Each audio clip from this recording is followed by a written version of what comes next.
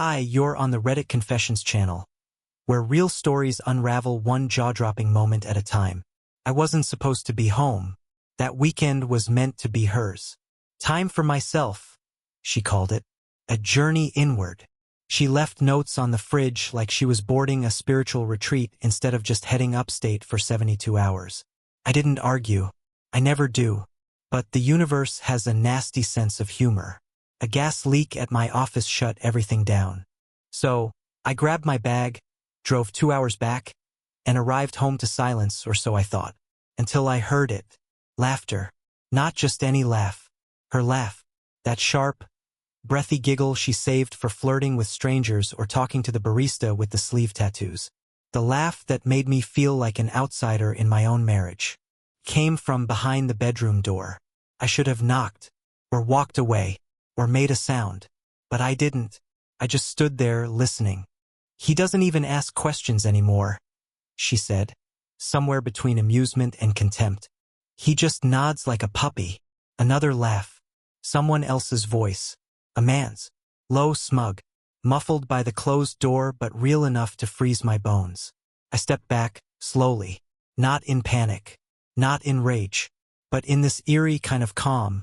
Like my brain had been bracing for this moment long before I knew it. She wasn't supposed to be home either. But there she was. Not at a cabin. Not in nature. Not meditating in front of a lake. She was in our bed. With someone else. On the very weekend she claimed she needed to heal. I didn't storm in. I didn't shout. I didn't collapse. I walked out the door like a ghost, careful not to make a sound, and sat in my car for 3 hours trying to decide if I still existed. That night I didn't sleep. I stared at the ceiling of a motel room and wondered how many times she'd laughed like that behind closed doors I never opened. How many fake retreats she needed to finally get away from the man she once promised to love. I was never supposed to be home, but now that I was, something in me had changed forever. And by the time the sun rose, I knew she wasn't coming back to the man she left behind. Because he didn't exist anymore. I didn't go back home. Couldn't. The house no longer felt like mine. I drove aimlessly for hours after hearing her voice through that door, as if movement might somehow undo what I had just witnessed. The laughter kept looping in my head. Cruel, intimate, careless. It wasn't just betrayal. It was performance. She had played a role for months, maybe years, and I had applauded like a fool from the front row. I parked outside an all-night diner somewhere off Route 7. The kind of place where the neon flickers and the coffee tastes like burnt rubber. I sat there until sunrise, scribbling in a notebook I found under the seat. Not poetry or a letter, just fragments. Questions I couldn't ask her. Sentences I never finished. One line kept repeating, "If she's happy without me, was she ever happy with me?" I didn't call her. Didn't text. I knew she'd eventually message some excuse once she noticed her little lie had sprouted teeth. But I wasn't going to give her the satisfaction of my anger. That would have meant she still held part of me. And after all she'd done, I realized something painful. I didn't even know what part of me was mine anymore. The motel I checked into that night smelled like bleach and old secrets. The guy at the desk gave me a look like he knew I wasn't there for business or fun. Just hiding. I lay on the mattress, clothes still on, staring at the ceiling. And then it hit me. She never said, "I love you," before leaving. Not even a lazy, over-the-shoulder "love ya." Nothing. Just a smile and a zipped bag. She didn't forget. She didn't hesitate. She chose not to. That realization didn't sting. It hollowed me. Like someone had scooped the air out of my chest and left nothing but dust. The next morning, I did something I'd never done in my entire marriage. I turned off my phone. I didn't want to hear from her.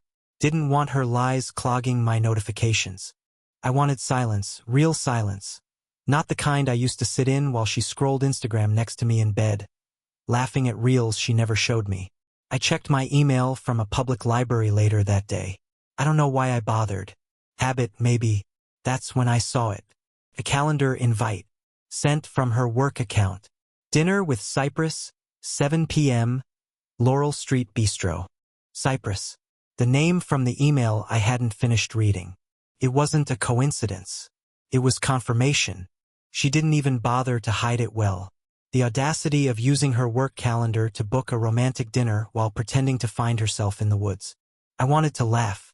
I wanted to cry, but I just stared at the screen, blinking, while a kid next to me watched cartoons on full volume. She wasn't trying to be careful, because she thought I'd never check, because she thought I'd stay and wait.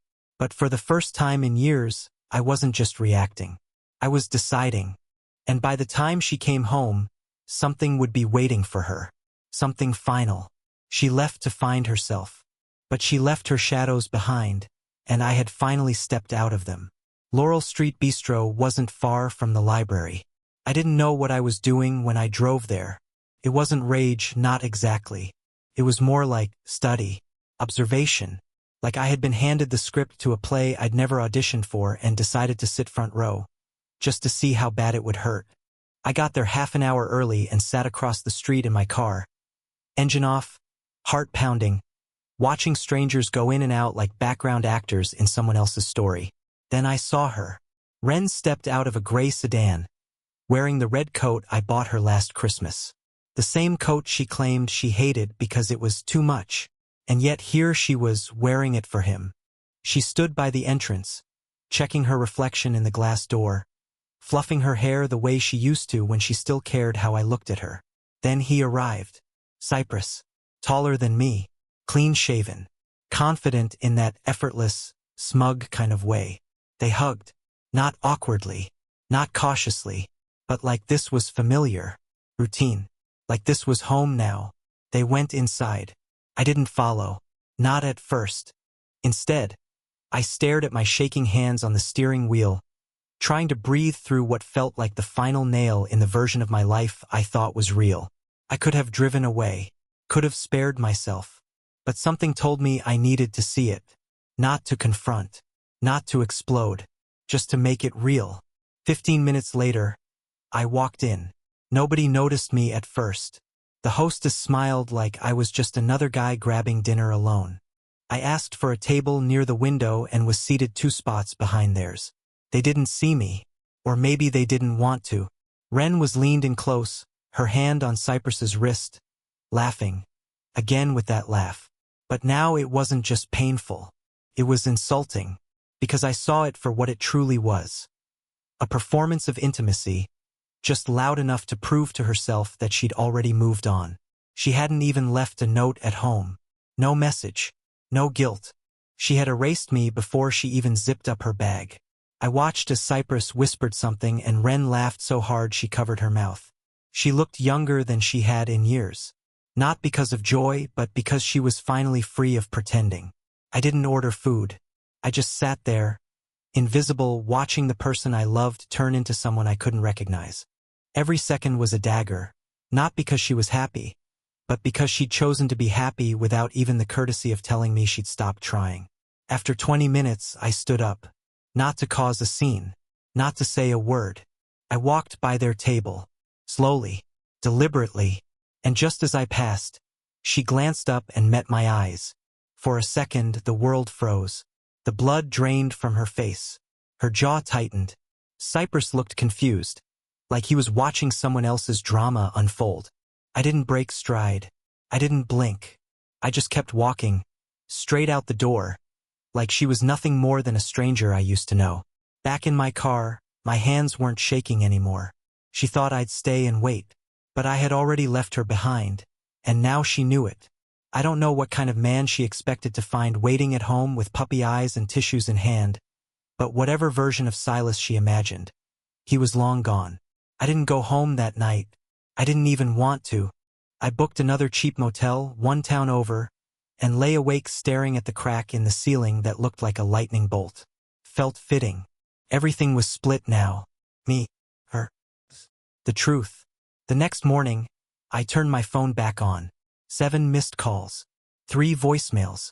2 texts. Silas, I don't know what you think you saw. Please don't jump to conclusions. Can we talk? I need to explain. Please. It was the first time she'd addressed me by name in days. Not babe, not hun, just Silas, cold, measured, like trying to convince a judge she wasn't guilty of a crime that played out in full view. The voicemail was worse. Her voice was shaky, fake wounded, the kind of tone someone uses when they're not actually sorry, just caught. If you'd told me you were coming back early, I would've, I don't know, prepared you. It's not what it looked like, okay? Cypress is just, he's a friend. Complicated friend. Please don't shut down on me. I need to talk to you. I played that message 5 times. Each time it tasted more bitter. Prepared me? Prepared me for what? To find out that while I was losing sleep and second-guessing everything I'd done wrong in our marriage, she was playing house with someone who apparently had dinner reservations on speed dial? I didn't reply. I didn't block her either. Instead, I drove to the house and parked across the street. I watched the windows like a stranger casing his own life. The curtains were still open in the living room. The lights were on. She was there, alone, pacing, holding her phone, occasionally peeking out the window like she could will me to appear. I didn't move. I wanted her to sit in the discomfort, in the not knowing. I wanted her to taste the same confusion I swallowed every night for the past year while she pulled further away but never said why. Then I saw it the moment she crumbled. She sank onto the couch, pulled her knees to her chest, and started crying into her sleeve like a teenager who got dumped before prom.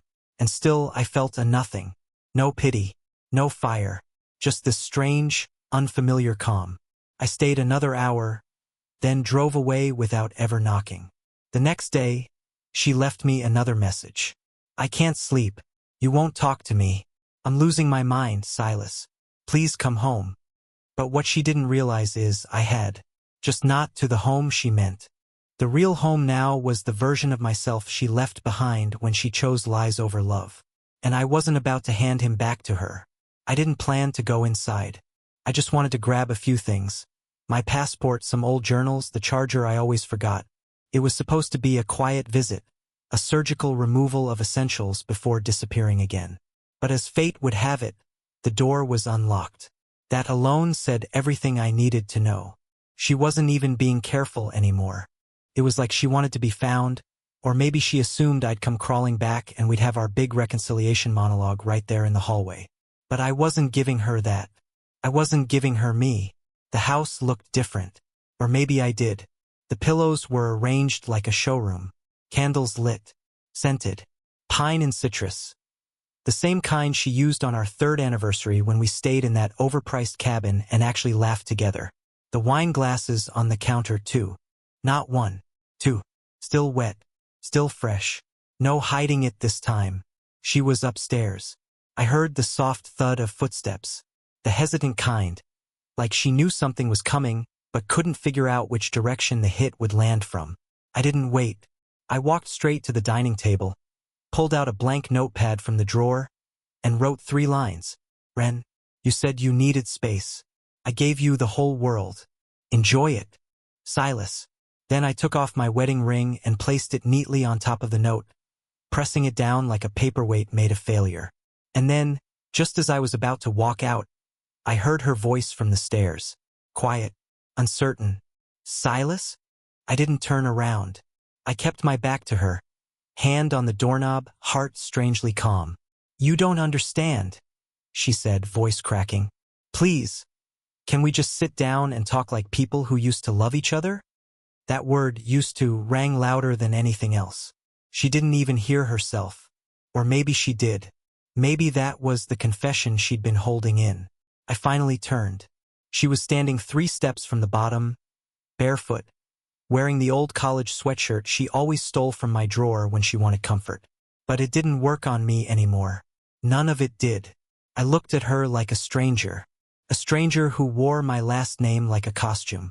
There's no talk, Ren. There's only what happened. And you happened, I said, calmly, like I was stating a weather report. She started crying again. Those silent, shaking tears that used to break me. But I didn't flinch. Not anymore. I opened the door and stepped outside into the cold air. And I didn't look back. She thought I'd stay. She thought I'd wait. She thought I'd listen. But I had given her everything, even my silence. And all she gave me was the sound of her own footsteps walking away from who we were. This time, the only one walking away was me. 2 days passed before the lies started to spread. At first, I thought she'd sit in the silence like I had for months. Unravel, reflect, maybe even feel the weight of what she'd done. But no, Ren wasn't the type to carry blame. She was the type to hand it off, dress it up, and make sure everyone clapped when she played the victim. The first sign was a text from her cousin, Marcy, who I hadn't spoken to in over a year. "Hey, I'm really sorry things are rough. Ren told me you left without saying a word? That you didn't even explain?" I stared at that message, stunned. No mention of her weekend getaway with Cypress. No mention of how she laughed in my absence, how she never once checked if I was okay. Just me, suddenly the villain in a story I didn't write. I didn't reply. I didn't defend myself. What was the point? The people she chose to believe her weren't people I needed in my life anymore. Let them have their theater. I was done performing. That night, I found myself at a bar I hadn't visited since my bachelor party. A dusty little dive called the Crooked Nail. The bartender, Trent, still remembered my name, even though I barely recognized the man in the mirror behind the liquor shelf. "You look like a man who saw the edge," he said, sliding a whiskey toward me, and decided not to jump. I didn't correct him. Instead, I told him everything. Not for validation, not even for comfort. Just to say it out loud, to hear the words outside of my own head. He listened, nodded, and poured another glass without a word. Somewhere between the second and third drink, he asked, "You think she regrets it?" I thought about it for a long time. "No," I finally answered. "I think she regrets getting caught. That's not the same thing." When I left the bar, my phone buzzed again. Another message from Ren. "I don't know what story you're telling people, but it's not fair to make me look like the bad guy." That was the moment I realized she hadn't cried because she hurt me. She cried because she was afraid of how she'd look. I never replied. Instead, I sent a single photo, the note I left on the table, with the ring still on top, untouched, exactly where I had placed it. No words, just proof. She saw it, left it on read, and never responded. By the weekend, I heard from my old friend Ezra, one of the few people who ever truly saw me. He invited me to stay at his cabin near Lake Harrow for a while. Said it was quiet, isolated, and full of trees that didn't care who hurt who. I said yes without hesitation. And on the drive out of town, as the roads narrowed and cell service vanished, I felt something I hadn't felt in weeks. Peace. Not closure. Not forgiveness. Just space. And for the first time, it was mine. I was 3 days into the quiet when the knock came. Lake Harrow had always been a place people forgot. Tucked behind thick woods and foggy mornings, it had this eerie, healing silence. Like the air there knew how to hold secrets. I hadn't seen another soul since Ezra handed me the keys and left me with a handshake that said more than words. No texts, no calls. Just books. The sound of the wind scraping against the old windows, and me finally learning how to be alone without feeling empty. Then came the knock. 3 short raps. Hesitant. My stomach dropped before my feet even moved. I opened the door and there she was. Ren. Hair pulled into a messy knot. Jacket too thin for the cold. Mascara smudged like she'd cried or hadn't slept. Maybe both. "Can I come in?" she asked, voice low, almost ashamed. I didn't answer. I just stepped aside. She walked in like she didn't remember how small the world could feel when you weren't lying. Her eyes scanned the room, the fireplace, the books stacked in uneven towers, the half-finished journal on the armchair, and then landed on me. "You left," she said, like it was breaking news. "I didn't disappear. You just didn't notice when I was still there." That made her flinch. Good. She sat down without asking, like she still owned the right to be in my air. "You're really done, aren't you?" I didn't nod. I didn't speak. I just stared. She reached into her coat and pulled out a folded paper. "I filed the divorce papers. You'll be served next week, officially. I thought you should know it's coming." I blinked slowly. "You drove 3 hours to tell me that in person?" "No," she said, voice cracking. "I drove 3 hours because I thought if I saw your face one more time, maybe I'd understand how I let it all go so easily. I should have felt something, rage, sadness, maybe even pity. But all I felt was distance.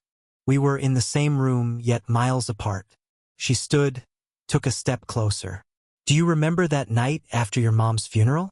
How I held your hand while you couldn't stop shaking. You said I was your anchor. I remembered, and that's what made it worse. Yeah, I said. And anchors drag you down too, don't they?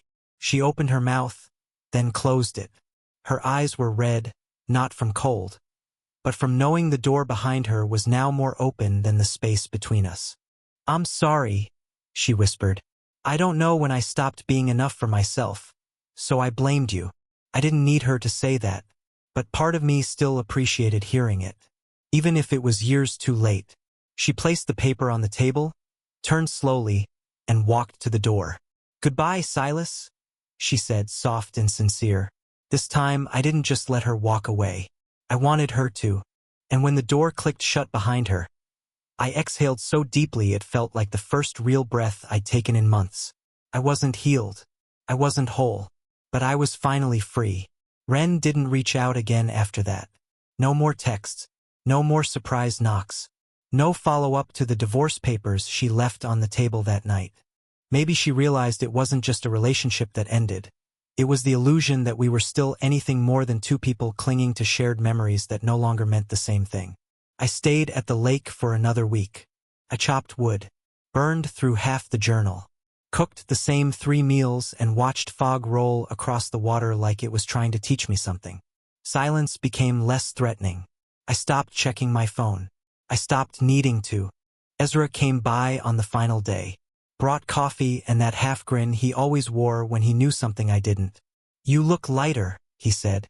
I didn't know if he meant my face, or the bags under my eyes, or the simple fact that I had left behind the man who once begged for breadcrumbs of love and called it a meal. Back in town, I signed the divorce papers without hesitation. The woman behind the counter offered a sympathetic look. I didn't need it. I wasn't sad. Not anymore. Because somewhere between her walking out and me choosing not to follow, I figured it out. I never lost her. I lost myself trying to hold on to someone who had already let go. And now, for the first time in years, I wasn't picking up pieces. I was starting from scratch, with my own hands, my own rules, and a heart that no longer confused pain for love. If you're listening and you've ever watched someone walk away thinking you'd chase them, let them go. Sometimes walking away isn't weakness. Sometimes it's the most powerful thing you'll ever do. Thanks for watching Reddit Confessions. If you've ever had to reclaim yourself after heartbreak, or if a historical moment inspired you to rise from something painful, tell us about it in the comments. What event from history reminds you of rebuilding after collapse? Hit like, subscribe, and share your story below. There's strength in survival, and you're not alone.